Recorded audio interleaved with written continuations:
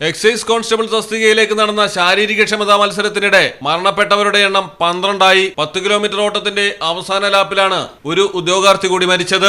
ജാർഖണ്ഡിലെ excise constable തസ്തികയിലേക്ക് നടന്ന ശാരീരികക്ഷമതാ മത്സരത്തിനിടെയാണ് ദുരന്തം. ഉദ്യോഗാർത്ഥികളിൽ ചിലർ ഉത്തേജക മരുന്ന് കഴിച്ചിരുന്നതായാണ് നിഗമനം. പ്രകടനശേഷി വർദ്ധിപ്പിക്കുന്നതിനായാണ് ഇവർ ഇത്തരം മരുന്നുകൾ ഉപയോഗിച്ചിരുന്നതെന്നും ആശുപത്രിയിൽ പ്രവേശിപ്പിച്ച മിക്കവാറും ഉദ്യോഗാർത്ഥികൾക്കും താഴ്ന്ന രക്തസമ്മർദ്ദം രേഖപ്പെടുത്തിയിരുന്നതായും ഡാൽട്ടോൺഗഞ്ചിലെ മെദ്രിൻറായ് മെഡിക്കൽ കോളേജ് ആശുപത്രിയിലെ ഡോക്ടർമാർ പറയുന്നു. അബോധാവസ്ഥയിൽ പ്രവേശിപ്പിക്കപ്പെട്ട ഉദ്യോഗാർത്ഥികളിൽ പലരുടെയും ആന്തരിക അവയവങ്ങൾ തകരാറിലായിരുന്നുവെന്നും വ്യക്തമായിട്ടുണ്ട്. ശാരീരികക്ഷമതാ മത്സരങ്ങൾ നിർത്തിവെക്കാൻ മുഖ്യമന്ത്രി ഹേമന്ത് സോറൻ നിർദ്ദേശം നൽകി. 1 മണിക്കൂറിൽ 10 കിലോമീറ്റർ ഓട്ടം എന്ന ലക്ഷ്യം കുറയ്ക്കുന്നതിനെക്കുറിച്ചും റിക്രൂട്ട്മെന്റ് നിയമങ്ങൾ ഉടനടി അവലോകനം ചെയ്യാനും മുഖ്യമന്ത്രി ഉത്തരവിട്ടിട്ടുണ്ട്.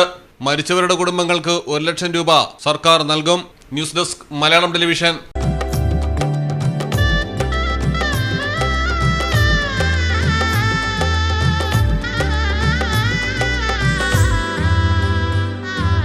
Celebrate the moments of colors. KMT Silks, Perindalmanda, Kottakkal.